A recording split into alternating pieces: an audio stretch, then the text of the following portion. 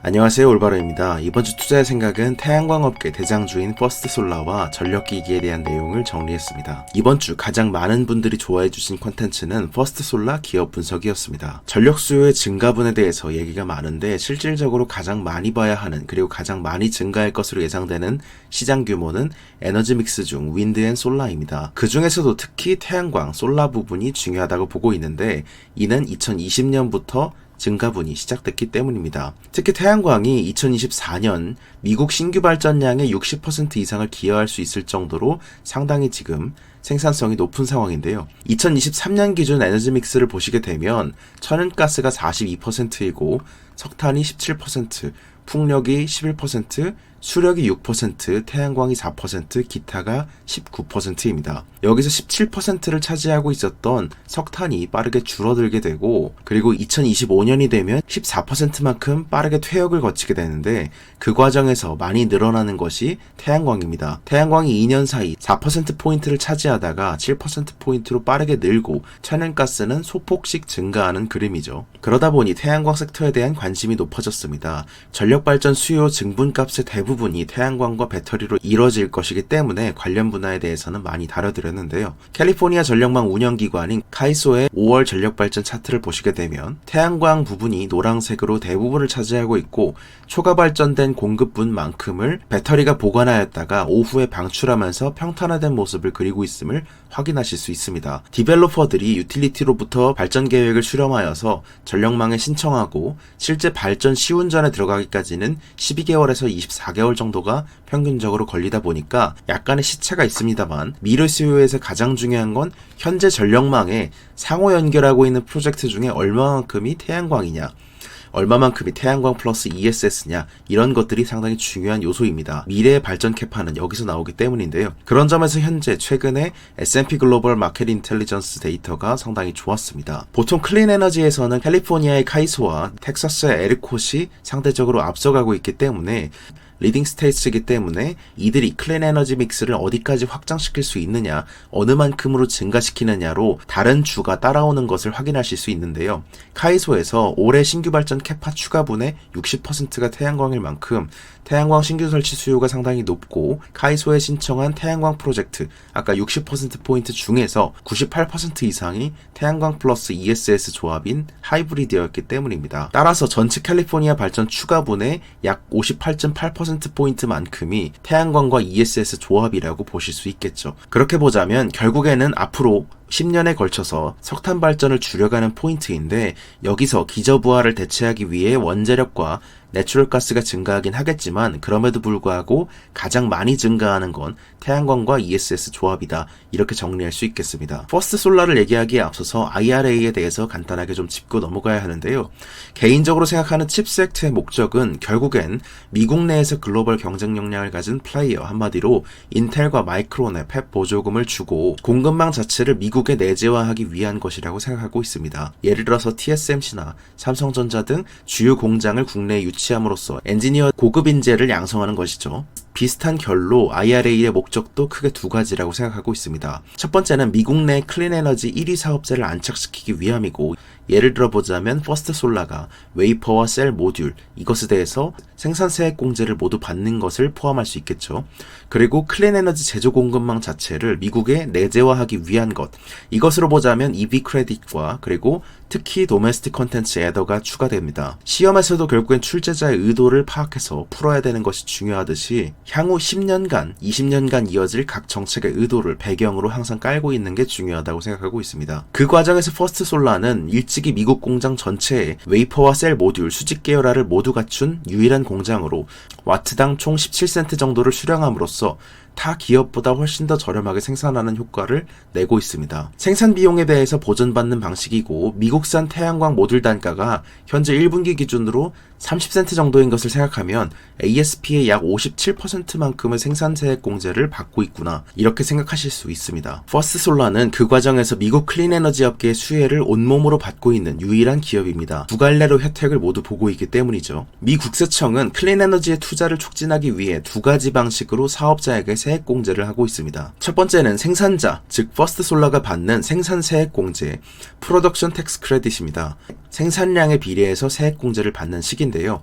퍼스트솔라는 현재 미국 내 유일한 수직 계열화 공장이기 때문에 수혜 강도가 매우 높은 유일한 기업이죠. 현재 연간 매출 가이던스가 4.5빌리언 정도가 되는데 이 중에 영업이익 가이던스는 1.5빌리언 이상이고 그중 세액공제 항목인 45X 크레딧으로 나오는 값이 1.02빌리언이라고 얘기를 했기 때문에 올해 영업이익 분량의 약 66% 정도가 세액공제를 통해 나오는 상황이다. 이렇게 생각하실 수 있습니다. 전사 마진율 관점에서 생각을 해보신다면 IRA가 없었을 때에 비해서 24%포인트만큼의 영업이익을 추가해주는 것에 가깝고 내년에는 28에서 32%포인트를 추가해주는 것이며 26년에는 31%포인트 가까이 이상의 영업이익률을 올려주는 요인이기 때문에 순풍 규모로만 보자면 26년을 기준으로 했을 때 영업이익률 50% 이상을 낼 수 있는 기업 자체가 달라지는 순풍이다 이렇게 보실 수 있습니다. 두 번째는 퍼스트솔라 본인뿐만이 아니라 퍼스트솔라 입장에서 고객이 되는 EPC 기업이나 디벨로퍼 입장에서 이들의 수요 입장에서도 퍼스트솔라의 모듈을 구매하게끔 많은 유인책을 줬기 때문입니다. 그래서 전방 고객과 수요자 입장에서 받고 있는 투자 세액 공제가 ITC 이것이 중요한데요. ITC 항목을 잘 보시게 되면 기본적으로 태양광 발전 사업자들은 30% 세액 공제를 받게 됩니다. 항목이 하나씩 더해질수록 추가금을 받기 때문에 30%포인트를 확보하고 40%, 50%, 60%, 최대 80%까지도 세액공제를 받을 수 있다는 의미입니다. 예를 들자면 100억짜리 프로젝트에서 30%를 30억을 보전을 해줬는데 그것에 대해서 10억을 더 보전받고 싶다면 전체 프로젝트 비용 중 미국산 비중이 40% 이상을 미국산으로 쓰게 될 경우 그 경우 10%포인트를 추가해서 40%포인트의 ITC 공제를 받게 된다. 이런 것으로 이해하시면 됩니다. 따라서 프로젝트를 시작할 때 차이가 생길 수밖에 없는 한마디로 조건 자체를 바꿀 수 없는 폐발전소 부지나 저소득층 커뮤니티를 제외하게 되면 실제로 고객 입장에서 관리할 수 있는 건 기본 세액 공제와 국내산 사용 DCA 조항이 상당히 중요합니다. 국내산 생산 비중이 앞으로 높아져야 해당이 되기 때문에 이를 위해서는 모듈 공장뿐만 아니라 셀 공장까지도 같이 미국에서 생산해야 합니다. 따라서 퍼스트솔라는 미국 내 현재 유일한 수직 계열화 공장으로서 물론 24년 말에 하나솔루션 신공장이 DCA에 해당이 되고 이것이 차별적 수요의 원천이지만 전체 섹터로 볼 때는 내년까지도 두 가지 공장, 한마디로 섹터 내 다른 태양광 모듈 기업과 달리 26년까지의 캐파가 완판되었던 배경은 이 DCA 조항에 있다고 볼 수 있습니다. 퍼스트솔라 자체에 대한 모듈 증설 계획과 각 증설을 통해서 IRA의 수혜 강도가 얼마나 높아지는지에 대한 자료는 네이버를 통해서 공개되어 있습니다. 그리고 이번에 6월에 기대하게 되는 건 6월에 시작될 것으로 생각되는 AD/CVD 조항 때문인데요. 미국의 중국과 기타 신흥국의 태양광을 규제해온 방법은 크게 네 가지입니다. 첫 번째는 섹션 201이고 이것은 모든 국가의 셀과 모듈에 관세를 매기는 일괄 관세 조항이죠. 두 번째는 섹션 301입니다. 이는 중국산 웨이퍼와 셀 모듈에 관세를 매기는 조항입니다. 세 번째는 신장 위구르 강제노동 방지법으로 주로 신장 위구르 지역의 전기료가 굉장히 쌌고 이것으로 인해서 폴리실리콘이 신장 위구르에서 상당히 많이 나왔던 것을 생각하면 이들을 규제한다. 그래서 폴리실리콘과 주로 관련이 있습니다. 네 번째는 AD/CVD 반덤핑 상계관세 동남아산 모듈을 우회 수출하는 규제에 대한 법입니다. 이 네 번째 법을 이해하기 위해서는 앞에 두 가지를 조금 더 이해하시면 좋은데요. 첫 번째로 생각해보자면 섹션 201에 대해서 보시면 2018년 미중 무역전쟁 당시 트럼프는 모든 외국산 셀과 모듈에 관세를 부과했습니다. 첫 해에는 30%로 시작을 해서 향후 1년에 5%씩 줄여주겠다는 것이었죠. 그래서 18년에는 30%, 19년에는 25%, 20년에는 20%, 21년에는 15%로 줄어들고 있었습니다. 그런데 종료될 것으로 예상되었던 22년 2월을 앞두고 바이든 대통령이 취임함에 따라 이를 4년간 다시 연장하게 됐죠. 따라서 모든 외국산 셀과 모듈 수입에는 다음과 같은 관세가 부과되고 있고 현재 7년 차로서 14.24%만큼의 관세가 부과되고 있는 상황입니다. 태양광 산업 전체의 모듈 수입과 단가가 높아질 것을 우려해서 미국은 특히 양면형 패널에 대해서는 관세 부과를 예외로 삼아줬었으나 이번 5월 6일 백악관 보도에 의해서 양면형 패널에 대해서도 일본 관세로 관세 부과가 시작됐습니다. 그리고 두 번째인 섹션 301에 대해서 보시게 되면 마찬가지로 트럼프 시대에 시작된 법입니다. 2017년 8월 트럼프는 중국의 불공정 무역 행위를 조사하라는 행정명령을 내렸고 이에 따라서 매겨진 관세였죠. 당초 25%의 관세가 부과되고 있었는데 이를 5월 16일 50%로 상향하게 되었습니다. 그리고 세 번째인 신장 위구르 강제노동 방지법을 보시게 되면 21년 12월 당시 바이든은 신장 위구르 강제노동 수입 금지 조치를 내렸습니다. 그리고 네 번째인 동남아선 태양광 모듈의 우회 수출 반덤핑 상계관세는 두 번째 조치인 섹션 301에서 중국 자체에 이렇게 강한 관세 부과를 당하게 됨에 따라서 중국 내 기업들이 미국으로 수출하기 위해서 모든 모듈 기업들이 거의 모든 공정을 자국에서 해결을 하고 중국에서 거의 해결을 하고 동남아 국가인 말레이시아, 태국, 베트남, 캄보디아 같은 곳에 수출을 시킨 다음에 그곳에서 단순 조립 공정만 시켜서 미국으로 수출해 왔었습니다. 따라서 동남아산 패널로 잡혔던 것이죠. 이에 대해서 6월 6일부터 중국에서 동남아로 생산 밸류 체인의 끝단만 옮긴 기업들에 대해서 반덤핑 및 상계관세 부과가 시작될 예정입니다.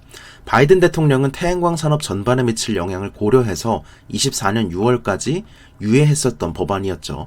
상계관세가 부과될 경우 블룸버그에 따르면 미국 내 모듈 가격은 현재 가격 대비해서 약 40% 정도가 이상 상승한 와트당 33센트에서 44센트 정도가 될 것으로 전망하고 있습니다. 신기한 것은 4월 초부터 이를 미리 앞두고 미국 내 태양광 모듈 시장 가격이 버텨지고 있다는 것입니다. 그리고 최근 연달아서 두 가지가 강한 순풍을 불어넣고 있는데 그 중에 가장 큰 것은 5월 22일 중국 태양광 산업협회가 태양광 산업 고품질 발전 심포지엄을 마쳤습니다.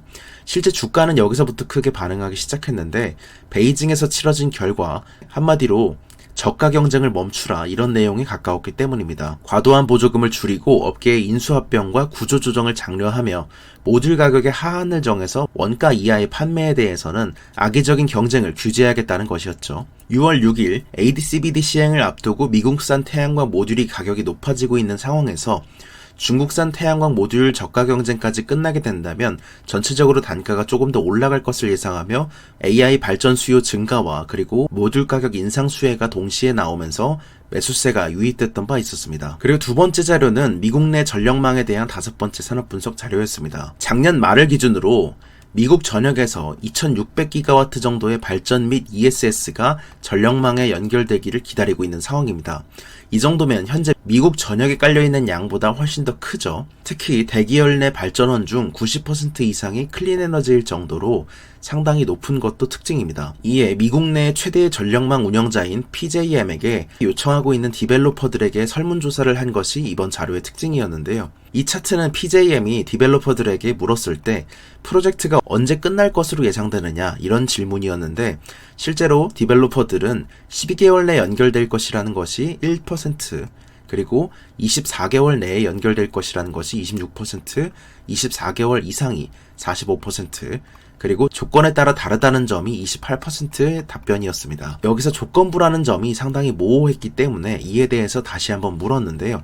일정이 불확실성이 있다고 생각하시는 경우 어떤 요소에 의해서 확정될 것인가요? 라고 물었습니다. 디벨로퍼들은 그 이유로 발전부지 허가에 대한 내용이 33%, 태양광 패널 및 전력기기 공급망 문제, 변압기도 포함해서 이런 문제들이 31%, 그리고 유틸리티 기업들의 송전 업그레이드가 나오는 대로 결정될 것 같다는 것이 26%, 프로젝트별로 다르다 7%, 기타가 3%였습니다. 따라서 대략 이 중에 송전망에 관련된, 한마디로 전력망에 관련된 문제가 57% 정도를 차지하고 있음을 확인하실 수 있었습니다. 인터뷰 과정에서 몇몇의 디벨로퍼들은 고전압 차단기와 변압기를 조달하는 것이 전력회사들의 문제라고 짚은 바 있었습니다. 고전압 회로 차단기를 조달하는데 2년 이상이 소요되고 있으며 예를 들어서 345kV짜리의 회로 차단기를 조달하는 데는 약 4년 이상이 걸릴 것이라고 말했죠. 최근 우드 맥킨지 설문조사 결과로도 변압기 리드 타임은 21년 기준 50주 정도에서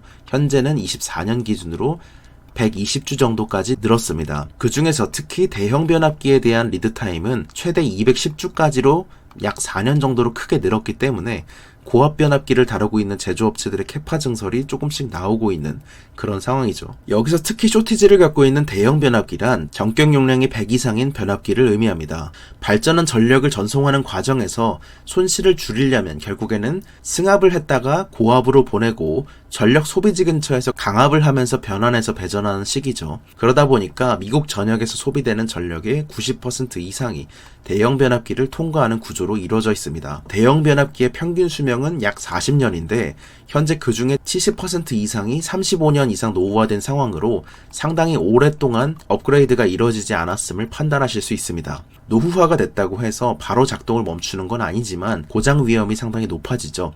잠재적으로 미국의 전력 인프라가 취약해졌다는 의미이기도 하면서 국가 안보를 생각해서 중국산 제품을 배제하고 있기 때문에 이러한 리드타임이 길어질 수 있었습니다. 고가이면서도 운송이 어렵고 원래 리드타임이 좀 길었지만 최근에 좀 더 길어진 셈이죠. 1948년부터 미국 전역에 설치된 대형 변압기 시리즈를 보시게 되더라도 대부분의 변압기가 50년에서 70년대에 설치된 이후에 거의 교체되지 않았음을 확인하실 수 있습니다. 교체 수요가 따라서 퀀타 서비스에 의하면 상당히 오랜 기간 동안 끝나지 않을 것임을 가장 보여주고 있죠. 이번 주 네프콘을 통해서 전해드렸던 독점 콘텐츠는 총 5개였습니다. 주간 전략 보고에서 말씀드렸던 내용은 1분기 실적 발표, 총 89개 기업에 대한 업사이클과 다운사이클 분석, 주요 8개 기업의 컨퍼런스 콜에서 AI와 논-AI 그리고 중국 전기차와 화장품에 대해서 정리해봤습니다. 두 번째는 퍼스트솔라의 기업 분석 자료였습니다. 아메리카 퍼스트의 대표주자 태양광 섹터 내 대장주로서 살펴본 기업 분석 자료였습니다. IRA 디테일을 살펴보고 순풍의 두 갈래에 대해서 정리했으며 현재 26년까지 수요 걱정이 없이 캐파 주문이 꽉 차 있는 상태이기 때문에 이것의 핵심이라고 볼 수 있는 DCA 조항에 대해서 정리해봤습니다. 그리고 2년 뒤까지의 매년 매출과 영업이익에 대해서 간단하게 한번 추정해봤습니다. 세 번째는 미국 전력망 분석, 두 번째 인덱스 분석 자료입니다. 디벨로퍼가 말하는 전력망 대기열의 병목 이유를 정리했는데요. 미국의 전력망은 실제로 조각보처럼 굉장히 잘게 찢어져 있는데 이러한 생김새가 어떻게 생겼는지를 따라서 변압기 쇼티지를 이해할 수 있었습니다. 네 번째는 행복은 어디서 오는가에 대한 86년간 진행되고 있는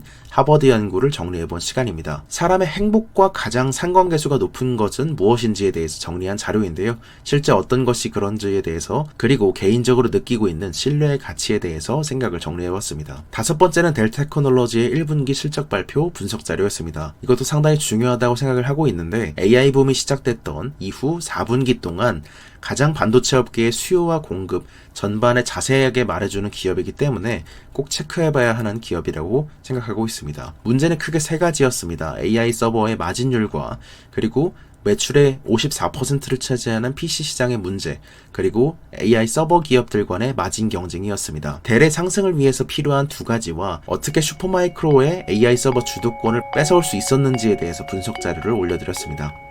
이번 주 투자의 생각 유튜브 편은 여기서 마치겠습니다. 감사합니다. 올바른이었습니다. 좋은 하루